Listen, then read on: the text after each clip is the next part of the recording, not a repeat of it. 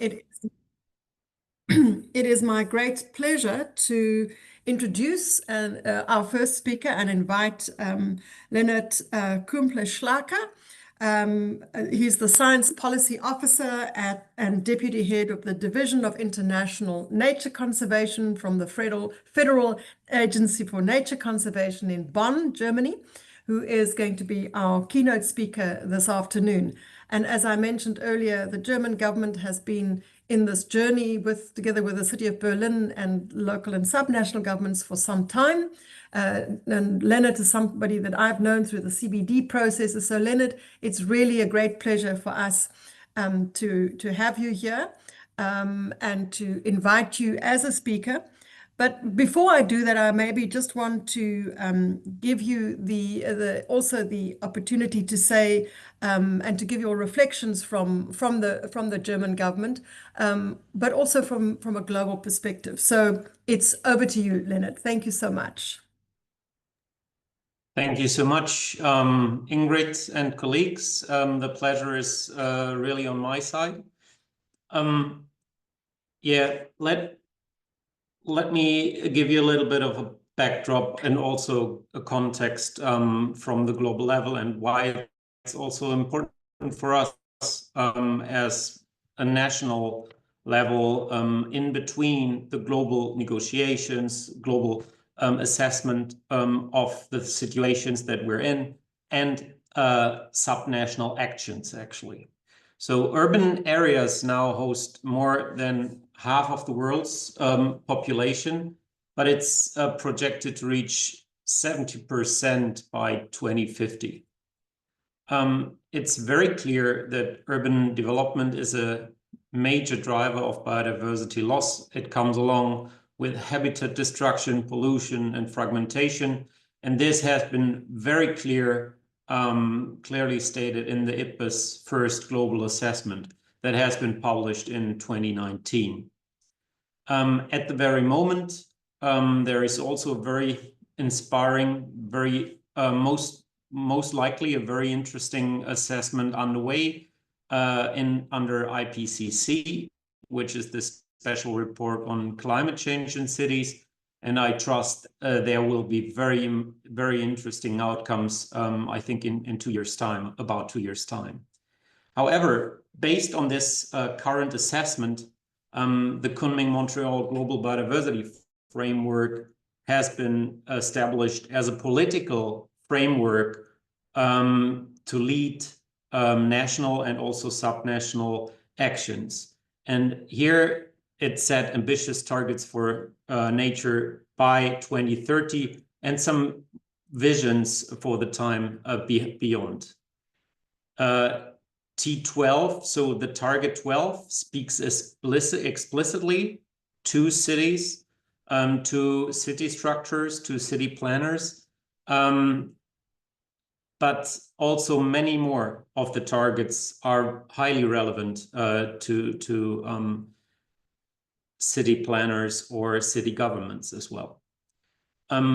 Along this framework, there has also been an agreement on a renewed action plan for subnational governments. And this I would really like to stress, because this sometimes is a bit in the shadow of the target 12 of the KMGBF, but it's very interesting to look at. In addition, we agreed on very clear or new approaches. So we agreed on a whole of government approach and whole of society approach. And when we are talking about the vertical integration of governments as well, I think this is really important to note. And this actually is mainly the background and reasoning why we from the national level strongly support subnational initiatives. And this is especially true for the Berlin Urban Nature Pact that brings us together here and today. Cities are essential to achieving all of these targets because without local action, there will be no global successes and no success in national reporting, for example. Local governments at the same time are closest to the citizens. So only with them it's an option, or it's feasible to come along with bottom-up approaches and to have inclusive biodiversity actions. So urban leaders must go beyond symbolic green spaces every now, here and then within the urban fabric to embrace systemic nature-based governments. And this means prioritizing nature in urban planning, but also procurement and budgeting is really important. The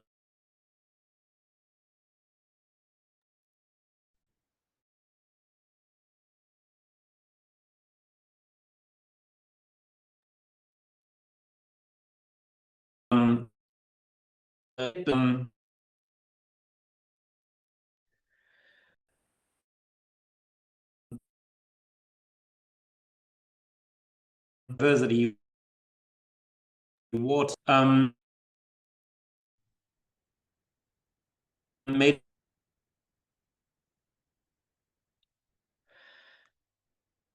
climate.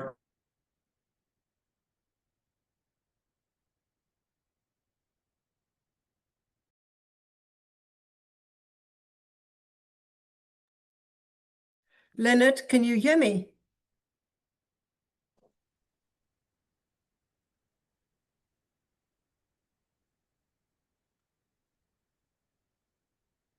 Hello, Lennart, can you hear me? Hi, I can hear you. Okay, all right. There were some patches where I couldn't hear you, and I'm not sure whether it's on my side or your side, so I've switched my video off. But sorry, please go ahead. All right. Yeah, I trust it's on my side because I might have some rather low bandwidth at the moment. So I hope that most of you could hear me still. I was just explaining a bit about the nexus assessment as well. So the IPBES nexus assessment said very clear, it assessed the interlinkages between biodiversity, water, food, health, and climate change. And it was very clear that nature-based response options that follow integrative approaches are definitely the best, with less trade-offs also for other policy goals. And since collaboration across sectors, so also transport, housing, health, and finance, are so urgently important, I think the Berlin Urban Nature Pact sets very clear signals and targets for integrated solutions, especially for nature, climate, and health or well-being. Yeah, it's very important to inspire and mentor other cities. So leadership is contagious. So I would really like to thank the city of Berlin, but also many thanks to all the contributing cities that we've worked with on the way until today, and those that are planning to contribute in the future or to sign to be part of this joint commitment. Thank you. Thank you so much, Lennart. And I think it's been really a really great and sort of very pertinent keynote address, because you took us from the sort of science, referring to the IPCC special reports, the two IPBES ones, and I'm really happy that you mentioned the Nexus one, because as you showed, it does make those linkages with the Berlin Pact and drawing those lines together very well. And I think something else that's very important is the fact that you referred to the whole of government and whole of society approach, and of course referenced the decision 1512. And there, I think the significance is, and I'm really glad you mentioned it, is that it's the first and the only of the Rio Conventions that has a multi-level governance mechanism embedded in a convention decision. So thank you, Lennart, for setting that scene so wonderfully. We're going to move over next now to Sandra Naumann, who is from the city of Berlin. She's the Chief Biodiversity Officer, and she's going to talk to us more in detail about the Berlin Pact, how it was created, to give it a more context in terms of where it came from, how it was developed, and its elements. But Sandra, I know that you also have a video, so I just want to check with you. Do you want to first do your presentation and then we show the video, or do you want it the other way around? No, I think we can go with the video first if you like. Okay, right. Jade, are you ready? Yes. As cities around the world grow, their environmental impact increases. But cities also hold incredible power to counteract these effects. And their role in protecting and restoring biodiversity, and in turn ensuring people's health and well-being, has never been more important. This is where the Berlin Urban Nature Pact comes in, a global initiative by cities for cities that helps urban leaders take bold action for biodiversity by offering cities an actionable framework to address critical environmental challenges and pave the way for a more sustainable and greener future. Rooted in international agreements, the Berlin Urban Nature Pact goes beyond pledges. It provides a tangible, action-oriented framework for cities and regions. The pact enables cities to set and achieve ambitious biodiversity goals, and thus enhance local efforts to address climate change, protect ecosystems, and ensure the health and livability of urban areas. At the core of this initiative are 28 specific targets covering key issues. These targets translate into real-world actions, practical measures that are attuned to the needs of nature and people alike. Each signatory city needs to pick and implement at least 15 targets. The Berlin Urban Nature Pact links cities and regions across the globe that are committed to safeguarding biodiversity. Through collaboration and knowledge sharing, cities find inspiration to tackle common challenges. This peer exchange strengthens the global effort, allowing urban leaders to collectively work towards sustainable solutions. By joining the Berlin Urban Nature Pact, your city takes its place among a community of forward-leading changemakers, collectively seeking to improve urban spaces for all. Together, we can create cities that not only coexist with nature, but thrive with it. Is your city ready to step up for nature?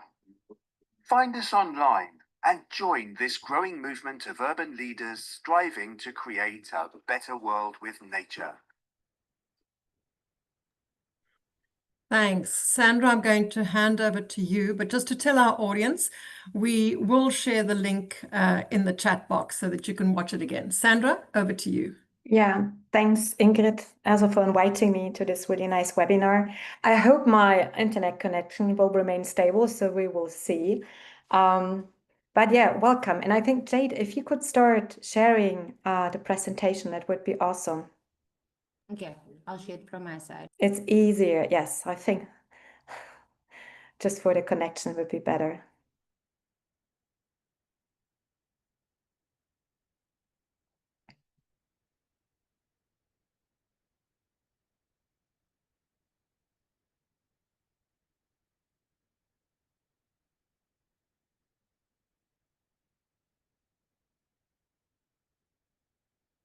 Thank you. So I give you like a glimpse. I also have to watch at a time when I start, not to go over time. Yeah, why do we have a Berlin Urban Nature Pact? So let's go to the next slide, Jade, where we see like some expression from Berlin. Probably you can see the TV tower, and you see we do have a lot of green, but it can be always more green, of course. And yeah, on this side, you see already like some of our supporters, which is ICLEI and IUCN, which are partnering in the PAC coordination office. But we already heard there are more supporters, and I'm really grateful also that we have also the Federal Agency for Nature Conservation, where Lennart just spoke of, and then also the National Environment Ministry that is supporting us. But okay, let's dive a little bit deeper into the act, and let's go further to the next one. So Ingrid and actually Lennart already said it also. We heard like without like local action, there is no global success in biodiversity. This is why like cities and municipalities are so important, taking a larger role. And also not just creating a city for themselves, but also, of course, also ensure that there is enough well-being and health of citizens. And we also always try to say, for example, Berlin is a space like we're not a big capital, but close to 4 million people now. But on the other end, we also have 20,000 different species in the city. So it's always placed to different things, not just to people, but also to species and nature.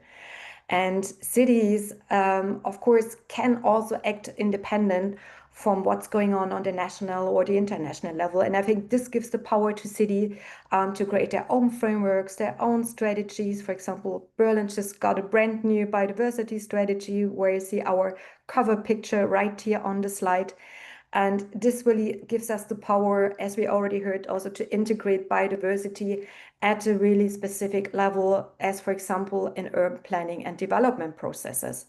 And I know it always sounds ambitious, but yes, actually, we have the power also to lead on a transformative change and take this pioneering role. And I think this is very important for the Berlin Urban Nature Pact, like that we gather cities who really want to do more for biodiversity, because also it's not just nice to look at, but it's also like essential for our well-being. Okay, let's move on to the next one.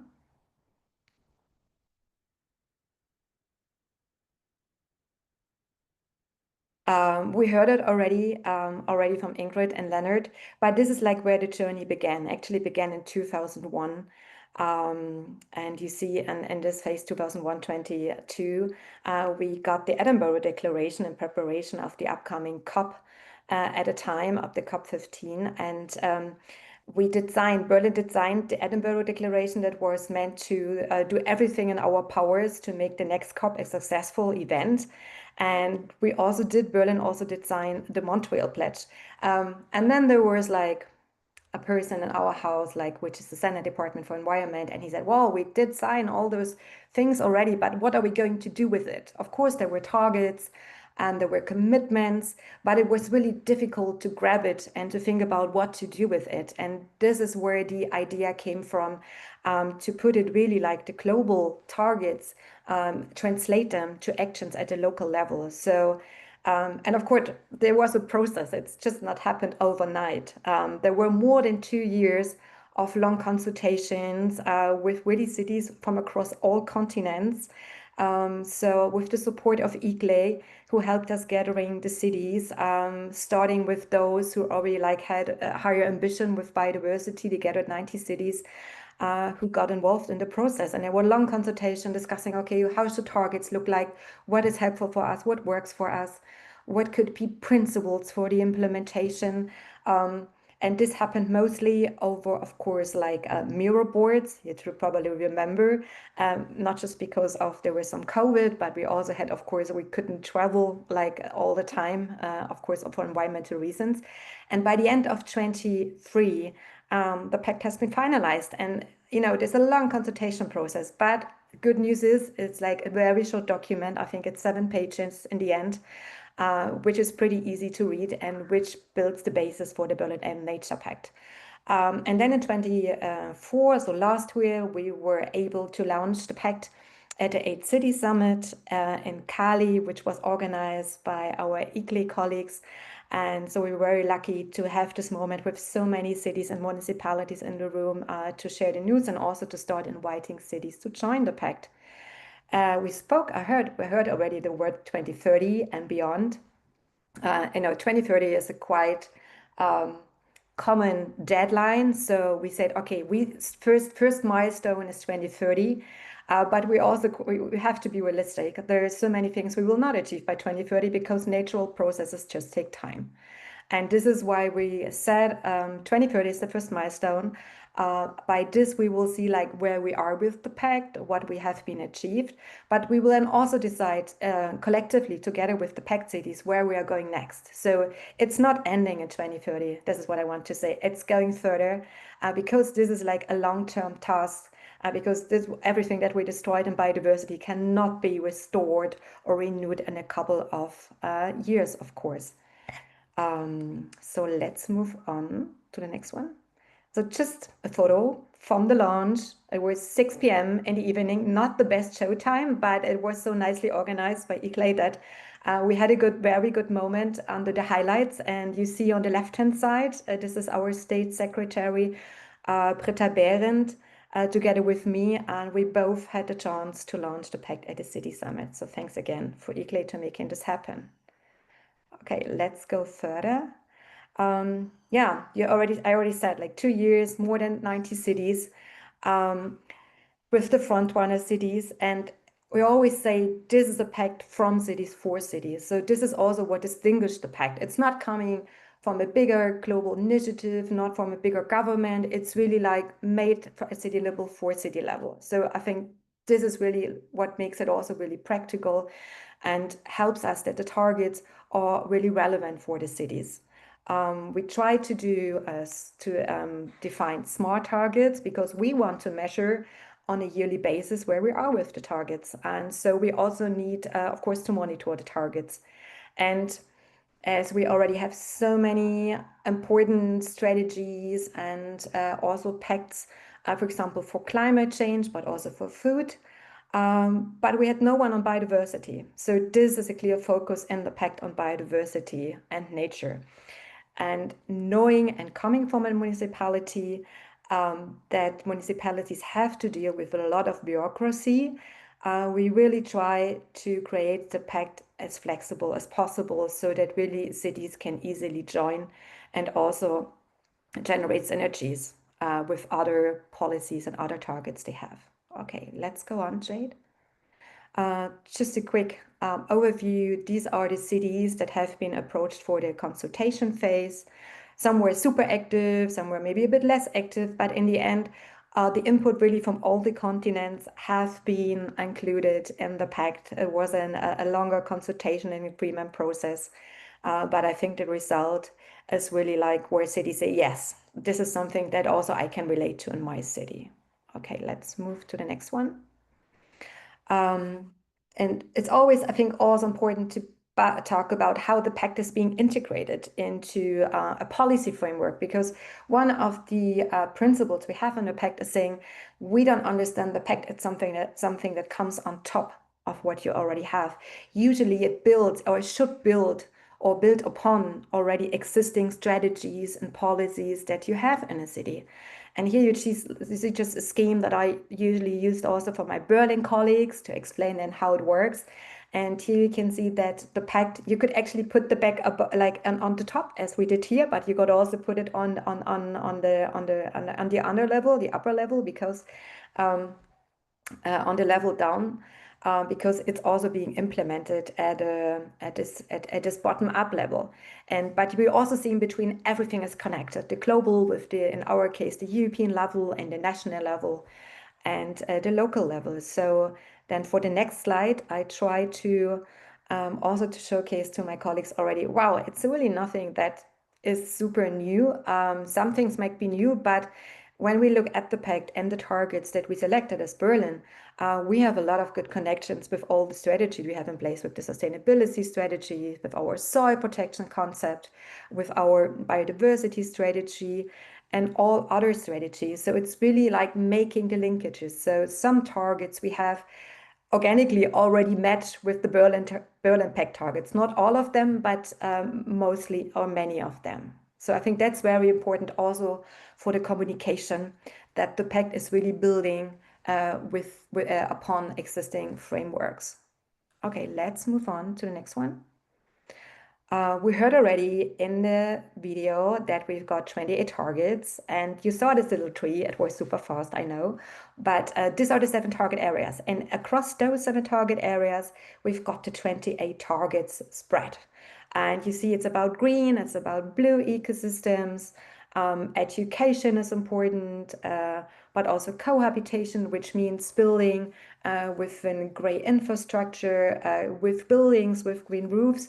But it was also clear in city side we should not forget biodiversity, and especially pollinators are also appearing a lot and important for food, and they appear in agriculture areas. And also soil health is a key source for biodiversity, and should not be forgotten. So this is also why we have soil health.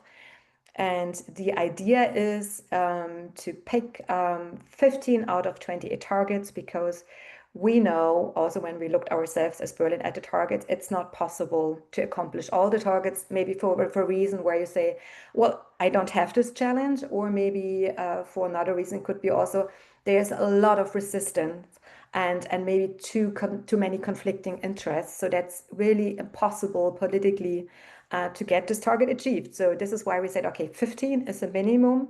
And ideally, you pick one target across one target from each of the 7 target areas. And I brought you just a snapshot from Berlin in the next slide, where, okay, we tried to go as fast as we could. And there was a lot of negotiations and consultations also with the other Senate departments. Because like my Senate department is not responsible for all the targets that we have in the pact. So this is why we talk to the Senate department dealing with agriculture. We talk to the one that's dealing with education, but also with the one that deals with city development. Because we need to have this cross-cutting cooperation, and we need those Senate departments on board also to implement the targets. Otherwise, it would not be possible. So it was a process. But it was possible, and we came up with 17 targets. And I always say to the cities, okay, you do not always have to pick targets that are still ambitious. You can pick targets which you already have been achieved. So it's really fine to use this low-hanging fruit, because 15 targets is still a number. And this is, in our case, this would be the nature and the education and nature experience, where Berlin really has a really great network of an education, environmental education across all districts. And I use the photo here, which are our city rangers, city nature rangers, where we have 2 for each district. We have the districts, and those are the people really closed up, like with the clothes of a ranger, and walking around, doing monitoring, talking to the people, and helping us also with other questions that we have. But they really like the connection to the people in the districts. And of course, we have from all 7 target areas targets, but I just brought 3. Cohabitation is something that's also very important for Berlin, not just to create more animal-friendly buildings, to have nesting possibilities for birds or for bats, but also where we have a big trouble, maybe other cities know the problem, with a bird strike. So in Berlin, 4 million birds die due to bird strike, which is a horrible number. And there are easy measures to be done, but it also requires a lot of work to convince the people to protect their glass buildings from bird strike. Just as one example. And then, of course, species and habitats there. I think, Lennart, you already touched upon this. There's also the target that we also see in the GBF, and the Montreal GBF, that says increasing the share of protected areas, but also of other effective area-based measures to 30%. This is one target that we picked. I think we're good and we can achieve it, but there are also other targets like improving habitat connectivity and put it at the heart of urban planning, which is not always easy, but it's something we want to do. So you see, there is things where we're already really have a good progress, but there's still a lot of targets left that are ambitious, but we think we can achieve those. Okay, let's move on to the next one. Oh, that's it. So thank you. Thank you for listening. And here you see all our supporters that I mentioned, but you see also the national level, which is, we're very thankful to have them from the very beginning, as well as our PAC coordination office. Okay, thank you. Thank you so much, Sandra, and also for reminding us that it's from the cities for the cities pact. All right, without much further ado, I'm going to hand over now to my colleague Jade, who's also from ICLEI CBC, and she's responsible for Cities with Nature and Regions with Nature, and she will share with you some information on how cities can share their commitments to the pact. Jade. Thank you, Ingrid. Let me just switch back on my camera. Let's see. There you go. So I'll be speaking about how your city can report to the Berlin Urban Nature Pact, and I think Sandra set the scene quite perfectly. So I will briefly touch on the principles and the targets and where you can make these commitments to the pact. So you will see that the pact speaks to the following 6 principles: commitment to action and ambition, aligning with policy, governance, and finance, stepwise implementation with smart targets, equal and just co-creation, capacity building and collaboration among cities, and monitoring and reporting progress. Here you will see, I'm going to go to the next slide. This is what Sandra touched on when she spoke about the targets. These targets are divided into 28 sub-targets. And when your city joins the pact, the intent is that your city will commit to a minimum of 15 of these 28 targets, and if possible, at least one target from each of these target areas. The Berlin Pact is integrated on the Cities with Nature platform, which is a globally recognized space, and it enables cities to collaborate, share knowledge, and report consistently on their biodiversity commitments and progress. So just so you know that the Cities with Nature platform has been formally recognized in the Convention of Biological Diversity's Plan of Action, Decision 1512, as the official platform for local governments to report their contributions towards the Kunming-Montreal Global Biodiversity Framework. And by signing the Berlin Urban Nature Pact, your city commits to joining the Cities with Nature platform, which is free to access. And here your city can easily access the Berlin Urban Nature Pact framework, explore its targets, make the commitments towards the targets and the principles, which aligns with the local action in your city.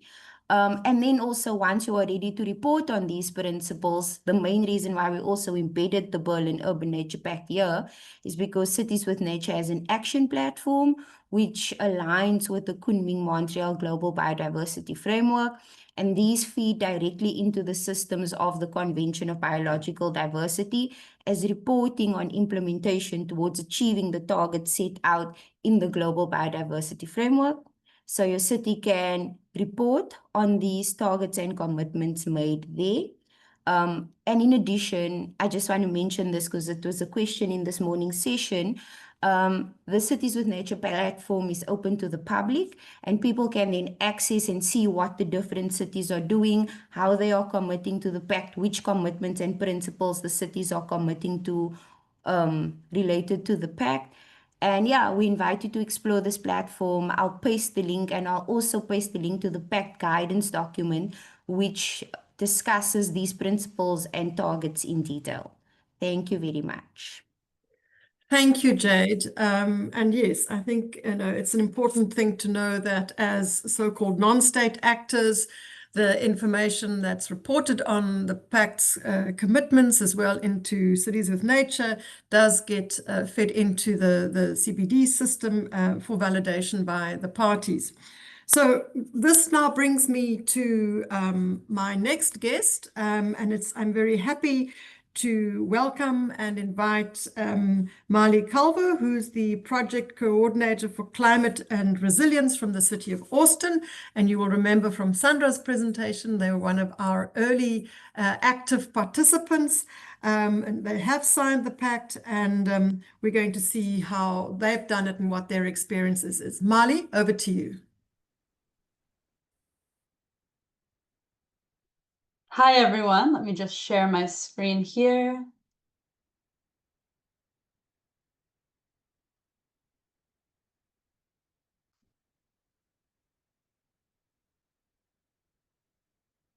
Okay, can I get a thumbs up that we're looking good? Great. Great. Thank you. My name is Molly Calvo. I use she, her pronouns. I'm the regional climate coordinator for the City of Austin's Climate Action and Resilience Office. As was mentioned, thank you, Ingrid. A little bit about the City of Austin before we dive in. We're excited to be an early adopter of the Berlin Urban Nature Pact, and Austin, I think we consider ourselves here in the United States to be a national leader in climate action. We have a population of just under 1 million residents, so think a quarter of Berlin, apparently. I thought we were quite large. but it's all in scales.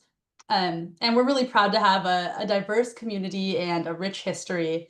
My communications team won't be happy for this sort of ugly slideshow of pictures I put here, but I had to showcase our culture a little bit. If you haven't visited, lots of dancing and swimming in the heat.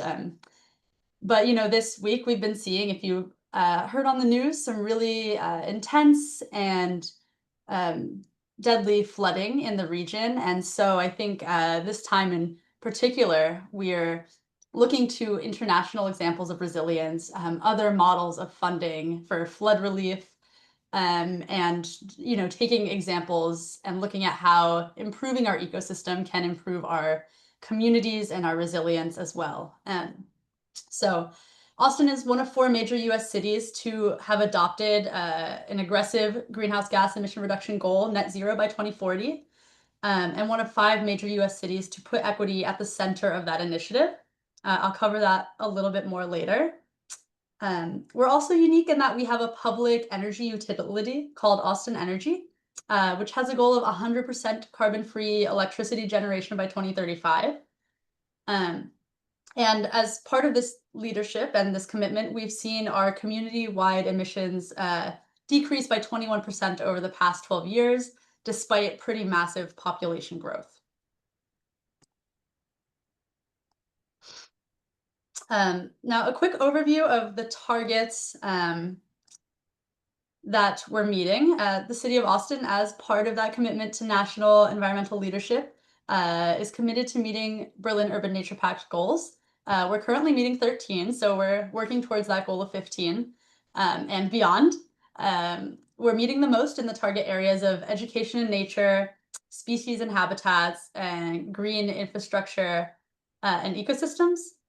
We're meeting 2 goals in food and agriculture. I'm really excited to announce that we've published our food plan in collaboration with the county. So it's a really exciting community-driven vision of what we want our food system to look like in the future. So I'm hoping to see this number bump up.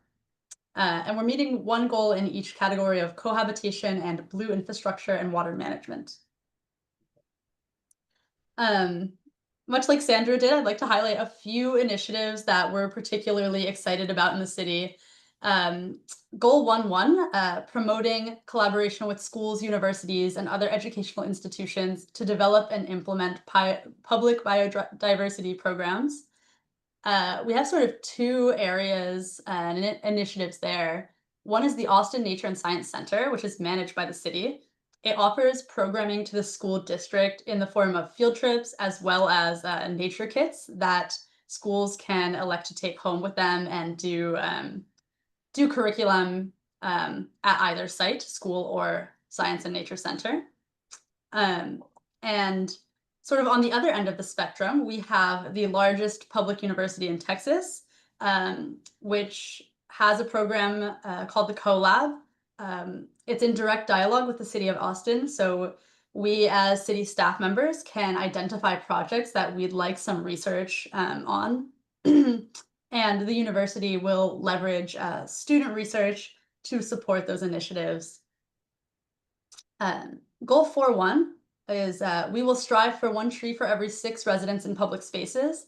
I believe we're averaging around 7.5. The City of Austin's home to 6.5 million trees. And we have an urban forest plan that helps to guide tree planting and care in our city, which is especially challenging because of the really extreme heat we've been seeing and continues to be a challenge as our climate changes.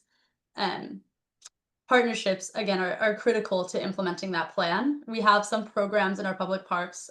We have park adopters, which are sort of community groups that will help store land and can elect to plant more trees. And we have also an urban forestry department that does more high-level maintenance and research. The next goal I'll highlight is 7.1 in food and agriculture, which is to ensure that at least 10% of agricultural land has high diversity landscape features and high biological diversity. there's that Austin Travis County Food Plan I mentioned, which was published in 2024. It outlines goals and strategies for a sustainable and community-supported food system. This included partnering with local urban farms to help promote that biodiverse land management. We actually took an office field trip to one last month, which was really excellent. It's called the Refugee Collective. They hire refugees and help work with the knowledge that those refugees have in farming as well as textile creation. So I think they're expanding their programs. You can sign up for a food box from them every month. And as we move into the fall, I hope to do so. And, you know, across these three goals we're meeting, I think the common theme is partnerships and how critical they are, especially as we're seeing in the United States a lot of defunding of public institutions. We really rely on our community partners to, one, you know, represent the community and to accomplish a lot of our climate goals. And so it's with great gratitude that I share their highlights during this call.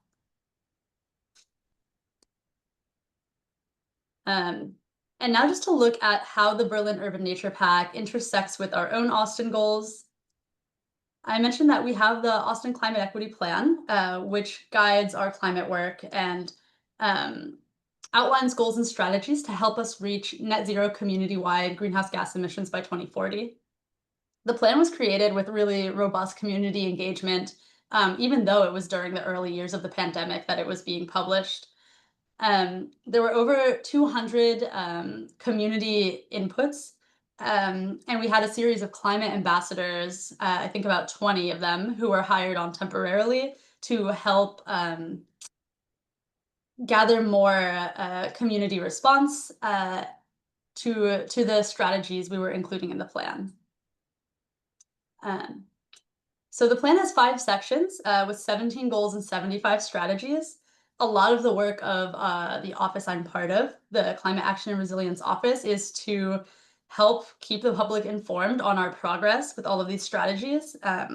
We talk to departments across the city and help to encourage them to continue pursuing the strategies and remind them that it's a community validated goal. So we want to be responsive to to our community members and to complete those goals as quickly as we can. And that was just all I have for you, a quick overview. We're really grateful to be part of the Berlin Urban Nature Pact and to learn from you all. So thanks so much for letting us be part of this effort. Thank you so much, Amalia, and I'm really impressed at how integrative and transsectoral your plan is, and particularly what I liked was the focus on partnerships, especially your local communities, and the whole notion of shared responsibility, which I think is such an important and valuable contribution at this time. So I promised some Q&A time, and I see we do have one question in our Q&A box, which is an interesting one, and it's directed, I think, to you, Sandra. The question is, I saw Kingston, Ontario on your list. They are just down the highway from Cornwall. Can you please share how Kingston is involved? I would love to connect with them as well to find out more. Sandra. So actually, I cannot tell you about 90 cities that have been involved, but so Angela, like the cities that you saw on my slide, this is where they once got invited and also participated, at least most of them, in the consultation processes, so in the workshops. To get more information and the contacts, I could reach out to the ICLE colleagues in Europe and also to Ingrid to see who was it. It may have changed, but we should have the contact. So if we got your email address, or if you drop maybe an email to the pact address we have, just copy and paste the questions. I think this is where we could send you more information to see with whom we have been in contact with. Thanks, Sandra. Yes, and we will share an email address in the chat box now, and that applies actually to anybody that has any questions or would like to get more information. I see we have another question. This time, in fact, 2 more from Arun, who's working for the city of Bengaluru in India. on its climate action plan. One of the ambitions is to target urban greening and its implementation along with a list of species, but they have challenges with procuring some native species. How do we capacitate our civic nurseries to go beyond oriental species? Very good point. And how do we help raise community awareness and seed dispersal further? So I'm going to ask Mali, would you like to give this a shot from your own experience? And let's see how it goes. I'm happy to pitch in also. I don't want to put you on the spot, Mali. Well, do you mind repeating the question one more time? Okay, so the question is from the city of Bengaluru from India, is they have got a climate action plan, and one of their targets is around urban greening. And they're wanting to use native species, but they are having some challenges in procuring those and convincing the civic nurseries to go beyond ornamental species, which are probably exotic, and some may even be invasive. So there's that part of the question is how do you convince the civic nurseries to plant and grow native species, but also how do you help raise community awareness to enhance seed dispersal? I'll speak to the latter half of that. I don't think I haven't been in collaboration with anyone about encouraging native species planting over ornamental. But we have a similar problem here with trying to get people to stop watering their lawns so much. So maybe that's our parallel in the city of Austin. And what we're doing is trying to work around it by offering like low flow faucets. And we also offer seeds. So we have those resources available for the public for free. And for seeds, we try and have them at all of our local library systems, like seed banks, also integrating it with any educational programs. So that Science and Nature Center I talked about does native planting workshops. And I think it's really, in my experience, an attack from all sides sort of paradigm shift that's needed. So I don't know if that helps, but we feel you with similar problems here as well. Thanks, Marley. And I can just say this is one of the reasons, there are many, why you should join this network and sign up to the pact, because you then get exposure to cities that have similar problems. And we have very similar problems in many countries in Africa. And there have been some really amazing initiatives that cities have introduced to encourage not only within their own their public nurseries, but also to encourage and incentivize commercial nurseries to push, for example, in my own city, Cape Town, where we had Day Zero a few years ago, we nearly ran out of water. So we've seen since then a great drive in commercial nurseries to push water scarce, not water scarce, but water resistant plants, native plants, etc. So I think, yes, please do get in touch with us. And I would really hope that we will one day have your city sign up to Berlin Urban Nature Pact. There is one other question. This is in fact, it looks like we've got several other questions. This is from Isla. I'm not sure where Isla is from, but just wanting to know is how do these local goals meet the city's needs to be sustainable, or will there still be a need to seek inputs from other regions where there is no management that is concerned with the environment? Let's see. Sandra, do you want to give that one a shot?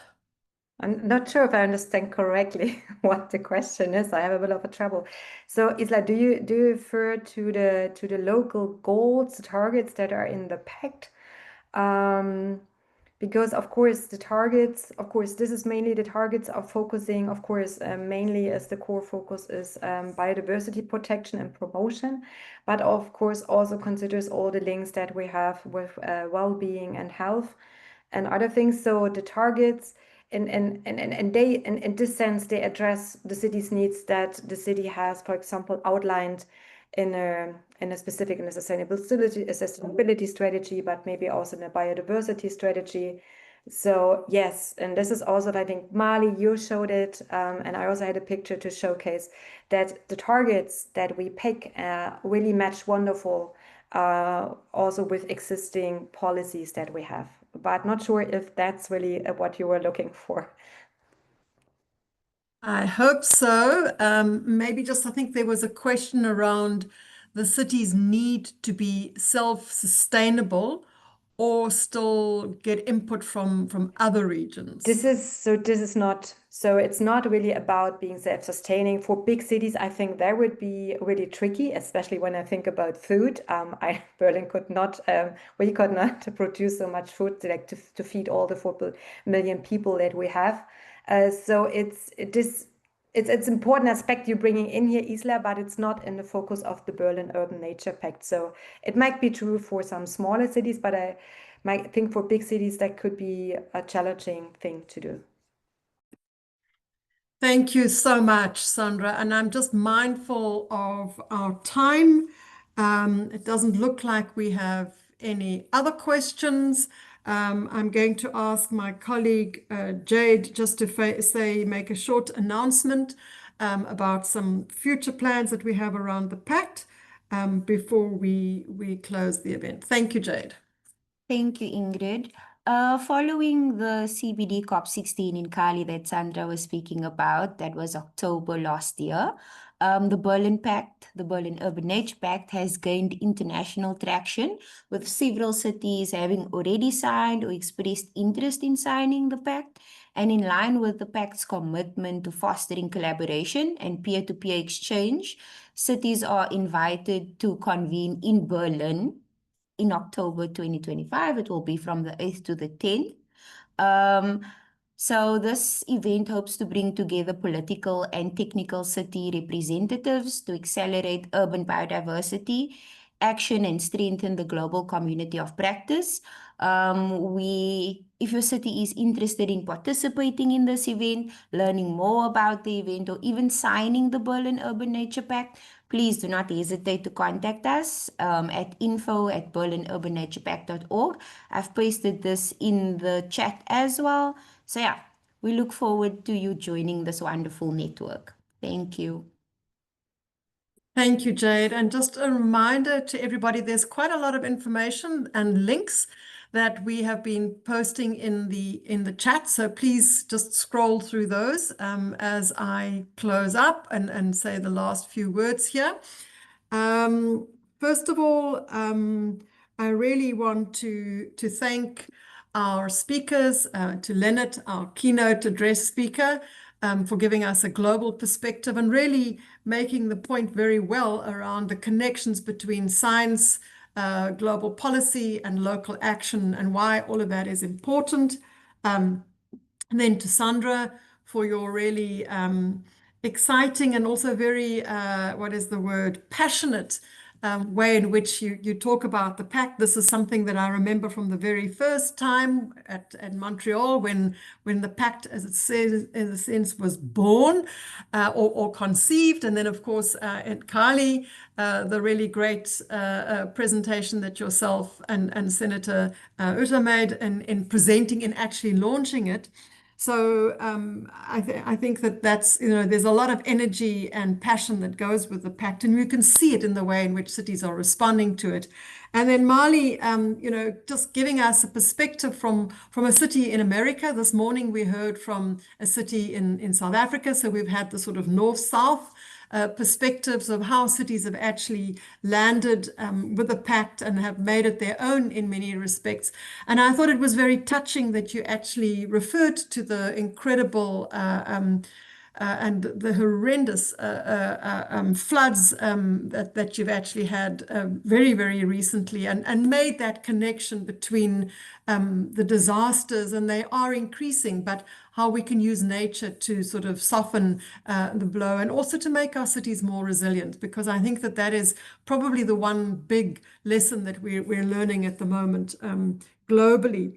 And then my colleague Jade, She's the one that keeps the engine running in many respects, and making those connections between the pact and the different components of the pact, embedding it into Cities with Nature, which is really important. And just to say that we look forward to future engagements. We've got a very exciting program of engagements, and I just want to remind people in our audience, if your city, for example, some of the questions that we've had from Bengaluru this afternoon, if your city has not yet signed up or wants to know more, please be in touch with us. Sandra referred to our pact email address. We do have that. We can share it again on in the chat box as a last point. And we really hope to see you all in our next event in person in the magnificent city of Berlin. And I just want to thank all of you, not just our speakers, but everybody in the audience for taking time out today to join us. Thank you so much. Enjoy the rest of your day, and let's keep it coming for Berlin Urban Nature Pact.